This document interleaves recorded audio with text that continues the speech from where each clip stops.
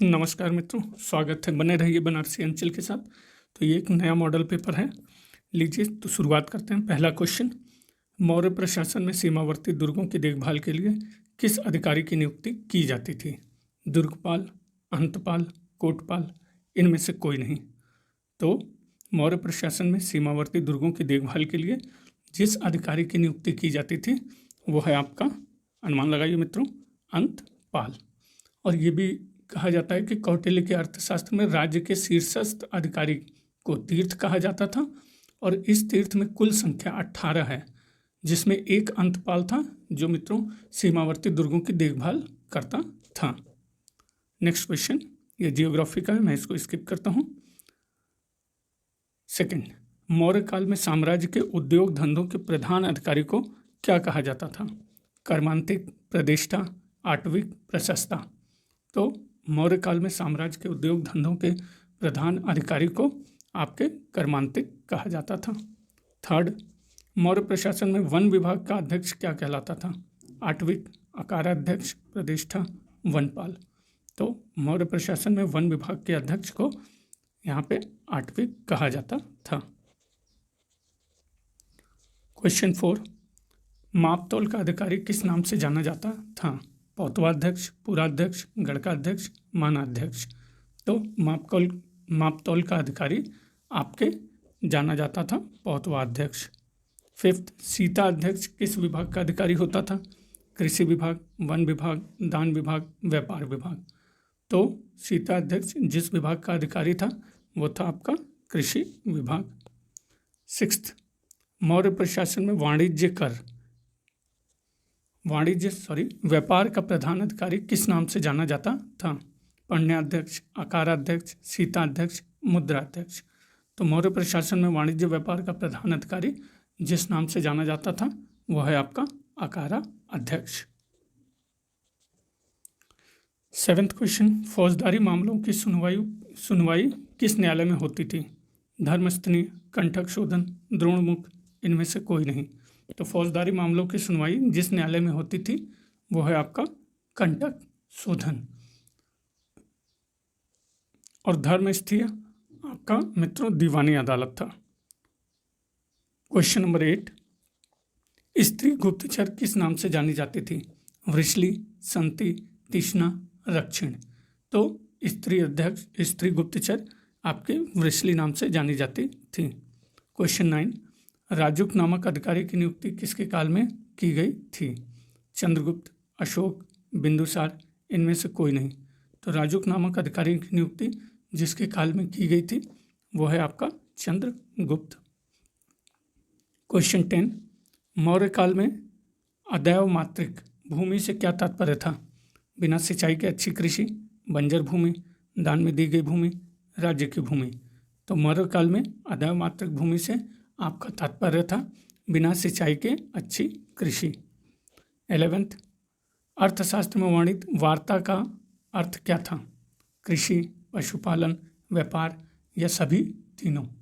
तो सही उत्तर है अर्थशास्त्र में वर्णित वार्ता का अर्थ कृषि, पशुपालन, व्यापार अर्थात ये तीनों था।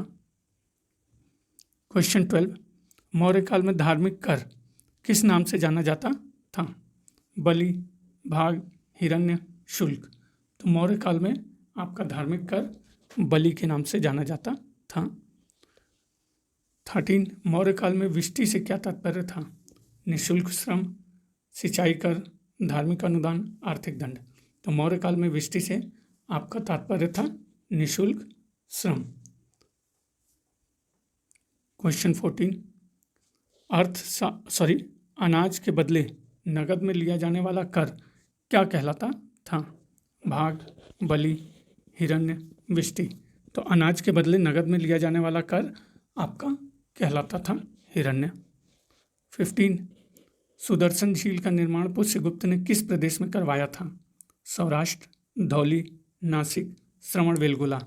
तो सुदर्शन झील का निर्माण पुष्यगुप्त ने जिस प्रदेश में करवाया था वो है आपका सौराष्ट्र। और मित्रों पुष्यगुप्त जो था वो चंद्रगुप्त मौर्य का प्रांतीय गवर्नर था और सौराष्ट्र प्रांत में उसके द्वारा बनवाई गई झील के विषय में जानकारी जूनागढ़ अभिलेख से मिलती है। 16 मौर्य काल में तांबे का सिक्का किस नाम से जाना जाता था? काकड़ी, करसापण, पर्ण, धरण। तो मौर्य काल में तांबे का सिक्का आपका जाना जाता था काकड़ी नाम से। और मित्रों ये भी कह सकते हैं कि कौटिल्य के अर्थशास्त्र के अनुसार मौर्य काल में सोना, चांदी और तांबे तीनों प्रकार के सिक्के प्रचलित थे। 17 मौर्य काल में चांदी का सिक्का किस नाम से जाना जाता था? करसापण, पर्ण, धरण, ये सभी। तो मौर्य काल में चांदी का सिक्का जिस नाम से जाना जाता था वो है आपका करसापण, पर्ण, धरण, मतलब ये सभी। क्वेश्चन 18 मेगस्थनीज द्वारा वर्णित एग्रोनोमोई नामक अधिकारी क्या था?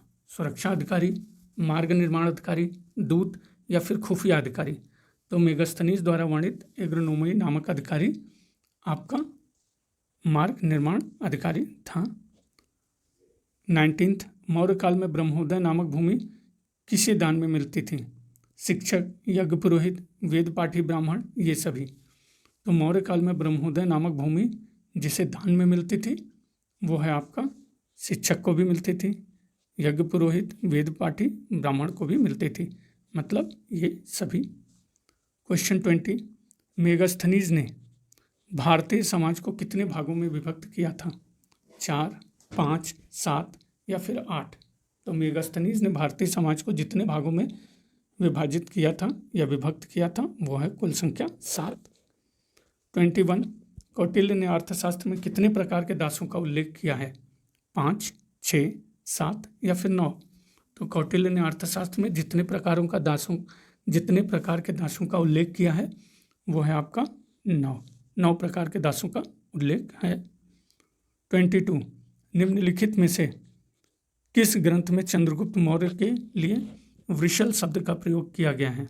अर्थशास्त्र, मुद्रा राक्षस, इंडिका या इनमें से कोई नहीं। तो जिस ग्रंथ में चंद्रगुप्त मौर्य के लिए वृषल शब्द का प्रयोग किया गया है वो है मित्रों आपका मुद्रा राक्षस। 23 बिंदुसार ने किस प्रांतीय विद्रोह को दबाने के लिए अशोक को भेजा था? तक्षशिला, उज्जैनी, सौराष्ट्र या फिर कलिंग। तो बिंदुसार ने जिस प्रांतीय विद्रोह को दबाने के लिए अशोक को भेजा था वो है आपका तक्षशिला। 24 चिकित्सा से संबंधित निम्नलिखित में से कौन सा ग्रंथ है? चरक संहिता, अष्टांग हृदय, नवनीत कम, उपयुक्त सभी। तो चिकित्सा से संबंधित जो ग्रंथ है वो है आपका चरक संहिता भी, अष्टांग हृदय भी, नवनीत कम भी है, उपयुक्त सभी कह सकते हैं। 25 पंच सिद्धांतिका ग्रंथ के लेखक निम्नलिखित में से कौन है? वराहमिहिर, आर्यभट्ट, ब्रह्मगुप्त, भास्कर। तो पंच सिद्धांतिका ग्रंथ के लेखक आपके वराहमिहिर हैं। 26 यात्रियों के राजकुमार के नाम से निम्नलिखित में से किसे जाना जाता है? Xuanzang, Fahien, Ibn Battuta, Marco पोलो।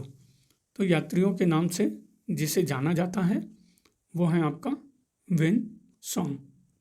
और ये वेनसोंग मित्रों हर्ष के समय आया था और उसे यात्रियों के राजकुमार के साथ साथ शाक्य मुनि के नाम से भी जाना जाता है। और उसके यात्रा वृत्तांत से भारत के बारे में विस्तृत जानकारी मिलती है। 27 शिलादित्य निम्नलिखित में से किसका उपनाम था? हर्षवर्धन, प्रभाकरवर्धन, राज्यवर्धन, इनमें से कोई नहीं। तो अनुमान लगाइए मित्रों, शिलादित्य आपके उपनाम था हर्षवर्धन का। 28 हर्ष काल में राजकीय संदेशवाहक को क्या कहा जाता था? सर्वगत, दीर्घध्वज, कुंतल या फिर उपरिक। तो हर्ष काल में राजकीय संदेशवाहक को कहा जाता था दीर्घध्वज। 29 चैत्य के अंदर बने छोटे स्तूप को क्या कहा जाता है? दगोबा, वेदिका, ध्यानगृह, इनमें से कोई नहीं। तो चैत्य के अंदर बने छोटे स्तूप को आपके दगोबा कहा जाता है। 30 भुवनेश्वर के निकट उदयगिरी चैत्य गृह का निर्माण किसके काल में हुआ? मौर्य काल, शुंग काल, गुप्त काल, हर्ष काल। तो भुवनेश्वर के निकट उदयगिरी चैत्य गृह का निर्माण जिसके काल में हुआ वो है आपका शुंग काल। 31 निम्नलिखित में से कौन सी गुफा महाराष्ट्र में नहीं है? तो नहीं पे विशेष ध्यान रखेंगे मित्रों। अजंता महाराष्ट्र में है, बिल्कुल है। एलोरा ये भी है। एलिफेंटा मित्रों अनुमान लगाइए, ये भी है। बाघ की गुफा महाराष्ट्र में नहीं है। नेक्स्ट 32, तमिल कवि जैनगोंदार निम्नलिखित में से किसका राजकवि था? कुलोतुंग, कुलोतुंग द्वितीय, कुलोतुंग तृतीय, विजयालय।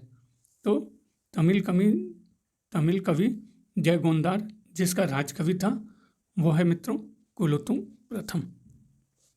33, चोल काल में वेलक्कार किसे कहते थे? राजा के अंगरक्षक, पैदल सेना, धनुर्धारी सेना, इनमें से कोई नहीं। तो चोल काल में वेलक्कार आपके कहते थे राजा के अंगरक्षक। 34, चोल काल में राजा के प्रधान सचिव को किस नाम से जाना जाता था? ओलय, ऑल नायकम, पेरुंदरम, इनमें से कोई नहीं। तो चोल काल में राजा के प्रधान सचिव को जिस नाम से जाना जाता था वो है ऑल नायकम। 35, श्रीलंका के शासक महेंद्र पंचम पर आक्रमण कर विजय प्राप्त करने वाला चोल शासक कौन था? राजराज प्रथम, राजेंद्र द्वितीय, विक्रम चोल, विजयालय। तो श्रीलंका के शासक महेंद्र पंचम पर आक्रमण कर विजय प्राप्त करने वाला चोल शासक आपके राजराज प्रथम था। 36, शिवपाद शेखर की उपाधि किस चोल शासक ने धारण की थी? राजराज प्रथम, राजेंद्र प्रथम, कुलोतुंग प्रथम, आदित्य प्रथम। तो शिवपाद शेखर की उपाधि जिस चोल शासक ने धारण की थी वो है मित्रों, अनुमान लगाइए मित्रों कौन था? वो था राजराज प्रथम। और मित्रों ये भी कहा जाता है चोल नरेश राजराज प्रथम अपने को शैव का उपासक कहता था। और शिवपाद शेखर उपाधि के साथ साथ मित्रों इसने चोल मार्तंड रविकुल माणिक्य की उपाधि धारण की और तंजौर का प्रसिद्ध बृहदेश्वर शिव मंदिर का भी निर्माण करवाया। 37, किस चोल शासक ने नागपट्टनम में चूड़ामणि नामक बौद्ध विहार बनवाने की अनुमति दी? राजराज प्रथम, परांतक, वीर राजेंद्र, अधिराजेंद्र। तो जिस चोल शासक ने नागपट्टनम में चूड़ामणि नामक बौद्ध विहार बनवाने की अनुमति दी वो है राजराज प्रथम। 38, गंग शासक मधु का मारनों को किस चोल शासक ने पराजित किया? राजेंद्र प्रथम, राजेंद्र द्वितीय, अधिराजेंद्र, विक्रम चोल। तो गंग शासक मधु का मारनों को जिस चोल शासक ने पराजित किया वो है आपका मित्रों राजेंद्र प्रथम। 39, सिंचाई के लिए चोल गंगा नामक एक विशाल तालाब का निर्माण किसने करवाया था? राजेंद्र प्रथम, राजेंद्र द्वितीय, वीर राजेंद्र, अधिराजेंद्र। तो सिंचाई के लिए चोल गंगा नामक एक विशाल तालाब का निर्माण जिसने करवाया था वो है आपका राजेंद्र प्रथम। 40, संगम काल में व्यवसायी वर्ग पुलैयिन क्या होता था? रस्सी बनाने वाला, मछुआरा, बढ़ई या फिर कुम्हार। तो सही उत्तर संगम काल में व्यवसायी वर्ग पुलैयिन आपका रस्सी बनाने वाला होता था। नेक्स्ट 41, संगम काल में व्यापारी को क्या कहा जाता था? वेनिगर, बल्लाल, एनियर, मलवर। तो संगम काल में व्यापारी को आपके वेनिगर कहा जाता था। 42, संगमकालीन ग्रंथों में प्रेम विवाह को क्या कहा जाता था? पंच, तिणे, कैकिड़े, पेरुनिदड़े, इनमें से कोई नहीं। तो संगमकालीन ग्रंथों में प्रेम विवाह को आपके कहा जाता था पंच, तिणे। 43, संगमकालीन प्रसिद्ध ग्रंथ शिलप्पाधिकरम की नायिका कौन थी? कण्डगी, परतियर, कणिगैचर, इनमें से कोई नहीं। तो संगमकालीन प्रसिद्ध ग्रंथ शिल्पाधिकरम की नायिका आपके कण्डगी थी। 44, उरैयूर किस सामग्री के व्यापार के लिए प्रसिद्ध था? सूती वस्त्र, शराब, मूंगा, तांबा। तो उरैयूर जिस सामग्री के व्यापार के लिए प्रसिद्ध था वो है आपका सूती वस्त्र। नेक्स्ट 45, थानेश्वर में वर्धन वंश की स्थापना किसने की थी? हर्षवर्धन, प्रभाकर वर्धन, राज्यवर्धन, पुष्यभूति वर्धन। तो थानेश्वर में वर्धन वंश की स्थापना आपकी की गई पुष्यभूति वर्धन के द्वारा। 46 मौखरी वंश का प्रथम स्वतंत्र शासक कौन था? ईशान वर्मा, ग्रह वर्मा, अवंती वर्मा, धर्म वर्मा। तो सही उत्तर है मौखरी वंश का प्रथम स्वतंत्र शासक आपका ईशान वर्मा था। 47 एक मिनट मित्रों। 47 रोमनों ने अपने सम्राट अगस्टस का मंदिर दक्षिण भारत के निम्नलिखित में से किस स्थल पर बनवाया था? उरैयूर, पुघर, मुजरिश, अरिकामेडु। तो रोमनों ने अपने सम्राट अगस्टस का मंदिर दक्षिण भारत के जिस स्थल पर बनवाया था वो है आपका मुजरिश। 48 उत्तर वैदिक काल में निम्नलिखित में से क्या प्रचलित है? मूर्ति पूजा, बहुदेववाद, षड दर्शन, ये सभी। तो मित्रों उत्तर वैदिक काल में मूर्ति पूजा भी था, षड दर्शन भी था, बहुदेववाद मतलब ये सभी।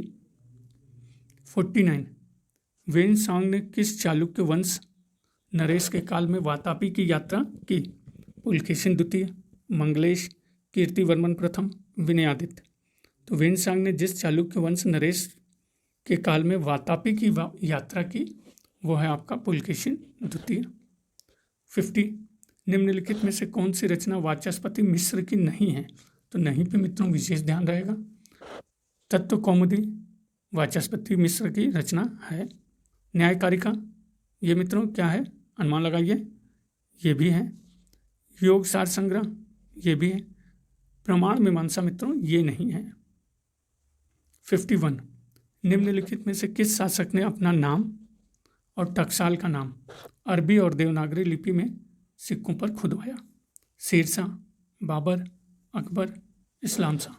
तो जिस शासक ने अपना नाम और टकसाल का नाम अरबी और देवनागरी लिपि पर खुदवाया वो है आपका ए शेरशाह। 52 शेरशाह के काल में मोहसिलाना क्या था? भूमि कर, व्यापार कर, भूमि पैमाइश शुल्क, कर संग्रह शुल्क। तो शेरशाह के काल में मोहसिलाना आपके मित्रों कर संग्रह शुल्क था। नेक्स्ट 53 शेरशाह ने हुमायूं द्वारा निर्मित दीनपनाह को तुड़वाकर जिस किले का निर्माण करवाया वह निम्नलिखित में से कौन है? दिल्ली का पुराना किला, चुनार का किला, आगरे का किला या इनमें से कोई नहीं। तो सही उत्तर है मित्रों शेरशाह ने हुमायूं द्वारा निर्मित दीनपनाह को तुड़वाकर जिस किले का निर्माण करवाया वो है दिल्ली का पुराना किला। 54 दिल्ली की गद्दी पर दोबारा आसीन होने के बाद हुमायूं ने अकबर को किस जगह का गवर्नर नियुक्त किया? गजनी, लाहौर, पंजाब, इनमें से कोई नहीं। तो दिल्ली की गद्दी पर दोबारा आसीन होने के बाद हुमायूं ने अकबर को जिस जगह का गवर्नर नियुक्त किया वो है मित्रों आपका बी लाहौर। 55 मालवा के शासक बाज बहादुर ने अकबर की अधीनता स्वीकार करते हुए कितने का मनसब प्राप्त किया? 2000, 5000, 7000, इनमें से कोई नहीं। तो मालवा के शासक बाज बहादुर ने अकबर की अधीनता स्वीकार करते हुए जितने का मनसब प्राप्त किया वो है आपका 2000। 56 पहला राजपूत शासक जिसने अपनी इच्छा से अकबर की अधीनता स्वीकार की? भारमल, जयमल, उदय सिंह, सुरजन राय। तो पहला राजपूत शासक जिसने अपनी इच्छा से अकबर की अधीनता स्वीकार की वो है आपका ए भारमल। और इसके बारे में एक तथ्य ये भी है कि मित्रों अजमेर के शेख मुइजुद्दीन चिश्ती की दरगाह की यात्रा के समय अकबर की मुलाकात आमेर के शासक भारमल से हुई थी और इसी दौरान स्वेच्छा से उसने अकबर की अधीनता स्वीकार की। 57 अकबर के काल में कालिंजर की विजय के दौरान मुगल सेना का नेतृत्व किसने किया? मजनू खां, अधम खां, अब्दुल्ला खां, बैरम खां। तो अकबर के काल में कालिंजर विजय के दौरान मुगल सेना का नेतृत्व आपके मजनू खां ने किया। 58 अकबर के काल में कालिंजर के किले पर किसका अधिकार था? राजा रामचंद्र, सुरजन राय, रामचंद्र सेन, कल्याणमल। तो अकबर के काल में कालिंजर के किले पर जिसका अधिकार था वो है मित्रों ए राजा रामचंद्र। 59 अकबर के गुजरात विजय के समय में वहाँ का शासक कौन था? मुजफ्फर खां द्वितीय, हुसैन मिर्ज़ा, सुलेमान किरानी, इनमें से कोई नहीं। तो अकबर के गुजरात विजय के समय वहाँ का शासक आपके मुजफ्फर खान द्वितीय था। 60 अकबर ने काबुल विजय से पहले काबुल का स्वतंत्र शासक कौन था? तो मिर्ज़ा हाकिम, हुसैन मिर्ज़ा, यूसुफ खां, मुजफ्फर हुसैन। तो अकबर के काबुल विजय से पहले काबुल का स्वतंत्र शासक मित्रों आपके मिर्ज़ा हाकिम था। और मित्रों अकबर का सौतेला भाई मिर्ज़ा हाकिम था, सौतेला भाई था। 61 अकबर ने काबुल पर विजय प्राप्त कर वहाँ का सूबेदार किसे बनाया? राजा मानसिंह, भगवान दास, कासिम खां, आशफ खां। तो अकबर ने काबुल पर विजय प्राप्त कर वहाँ का सूबेदार आपके बनाया राजा मानसिंह को। 62 सिंध विजय के लिए अकबर ने मुगल सेना का नेतृत्व किसके हाथ सौंपा? अब्दुल रहीम खान खाना, बीरबल, मानसिंह, मीर मासूम। तो सिंध विजय के लिए अकबर ने मुगल सेना का नेतृत्व जिसके हाथ में सौंपा वो है अब्दुल रहीम खान खाना। 63 मुगल काल में निम्नलिखित में से किसे दक्षिण भारत का प्रवेश द्वार माना जाता था? खानदेश, अहमदनगर, बीजापुर, गोलकुंडा। तो जिसे दक्षिण भारत का प्रवेश द्वार माना जाता था मुगल काल में वो है आपका खानदेश। तो मित्रों यहीं तक था और बने रहने के लिए बनारसी अंचल के साथ बहुत बहुत धन्यवाद मित्रों। और बिल्कुल मन लगा के पढ़िए, आगे बढ़िए और मित्रों प्लीज़ इसको सब्सक्राइब करिए। बहुत बहुत धन्यवाद।